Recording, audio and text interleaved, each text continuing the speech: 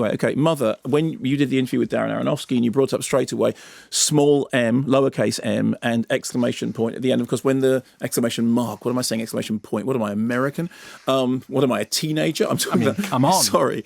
And when the title comes up on screen, it literally goes Mother and then ping as the exclamation mark comes up, which is a laugh. It's a joke. It's the only laugh. No, now this is the point. I think one of the things about the film is one has to get the register of it, which is kind of, I mean, I would say that it is a grotesque black comedy, allegory, parable that starts out like grotesque. What did I say? A grotesque, black, very jet black, ghastly comedy, which is an allegory and a parable.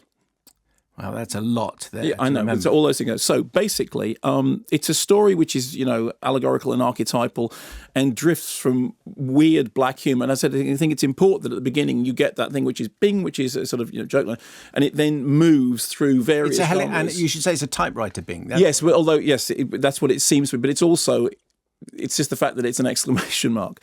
So the story is... that Jennifer Lawrence is the young wife of Javier Bardem's apparently writer's blocked poet. They are in a house which is in the middle of nowhere. It's remote, and she is very significantly trying to turn the house into a paradise for them. She has nesting instinct, but at the moment it is just the two of them, and they are slightly estranged because he doesn't appear to be able to write. He just spends a lot of time wandering around and complaining. He is a lot older than she is, and he's also a lot less gracious than she is. She is trying to turn this home into the idyllic setting for them, an Eden-like setting, very, very crucially. Then there's a knock at the door, and it's a character played by Ed Harris, Man, who says that he thought that... Man, that's how he's credited. Yes, he's called Man. I mean, he's obviously a man. Javier Bardem is him. Jennifer Lawrence is Mother. Michelle Pfeiffer is Woman. I mean, so the characters are unnamed. They're sort of named with archetypes. Well, I said at the beginning, they're archetypal characters. And he turns up and he says, "I'm sorry, I thought this was a B&B." You go, really? Firstly, we're in the middle of nowhere. And secondly, have you seen the house? When was the last time you saw a B&B? Anyway, he said, "I thought it was a B&B. And, I'm sorry, I'm out and I'm a bit lost. Do you mind if I stay?" Javier Bardem invites him in, says, "Of course you can stay. Of course you can stay." Jennifer Lawrence's mother character, we don't know who this guy is. Next thing we know, his wife turns up, played by Michelle Pfeiffer, in sort of glamorous yet garrulous form. And immediately what happens is a rift happens between the two central characters, that she starts to feel that her home is being invaded, whereas he seems to find inspiration from these people who start turning up and apparently adore him. Here's a clip. Why don't you want kids? Excuse me?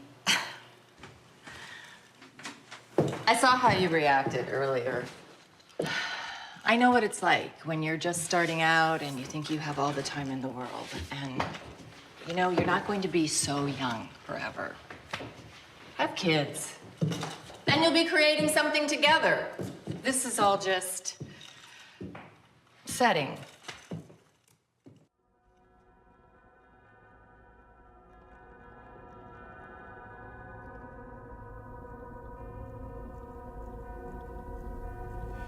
Oh, you do want them. So she's immediately sort of behaving inappropriately, saying things that she shouldn't say. She's intrusive. She starts worming her way into the confidence of Javier Bardem's character. And there seems to be a gap which is widening between the two central characters, Mother and him.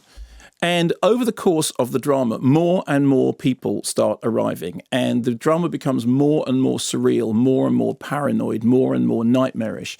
It is absolutely, as Darren Aronofsky said in the interview that you did with him last week, it is a subjective, it's a single point of view film. I mean, there's an awful lot of the film is simply looking at Jennifer Lawrence or looking over her shoulder or showing you her point of view. 60% of the film. Yeah, it's astonishingly so, and it's a 2-hour film.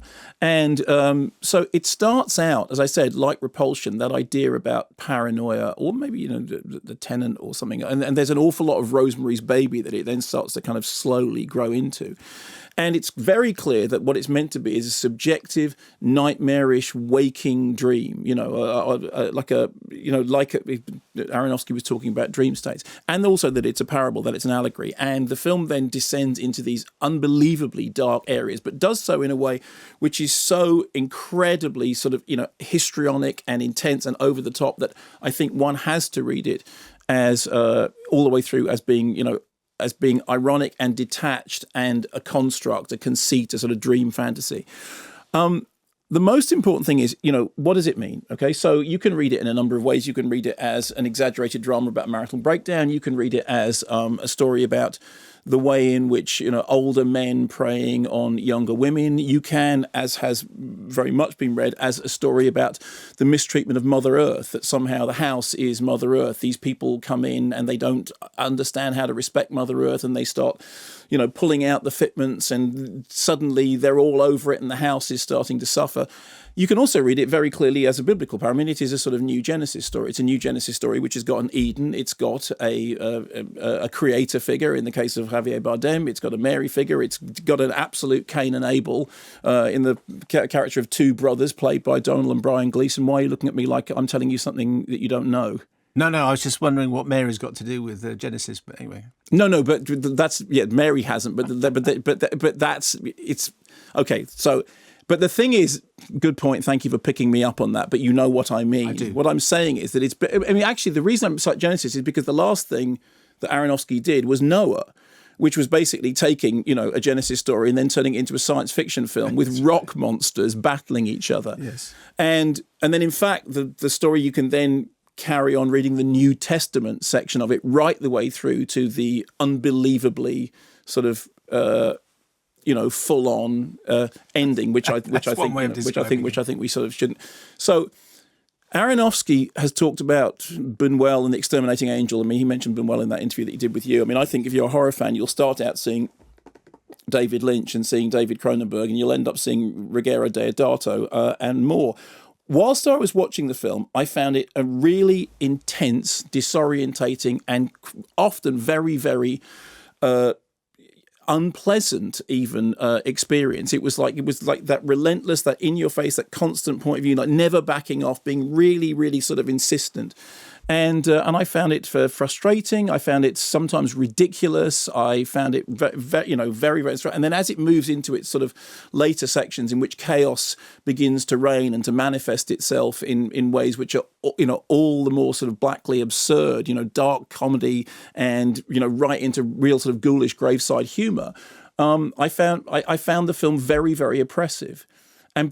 But what I then did was I walked away from it, and I had a very brief interaction with you in which we sort of discussed and what I found was the more I let it settle, the more it settled down, the more rewarding I found it. For a start, I started thinking about what it was actually about. I started admiring the way in which it had grabbed me at the very, very beginning and sort of propelled me on this extremely linear journey in which I realized that one of the things I was experiencing was not having space to breathe, because it's not a film with breathing spaces. I realized how much I thought that Mathieu Lepetique's cinematography, with that constant over-the-shoulder, in-the-face point of view all the way through, was creating this sort of first-person immersive experience that I was thoroughly, dragged into. I started thinking about the ways in which you can read it and realizing how many different interpretations one could put upon it, which is one of the reasons why when I started saying that Genesis and saying creator and blah, blah, blah, blah, blah, and you suddenly throw, because there is a Madonna figure in there. I understand that's New Testament, but all those things are mixed up together.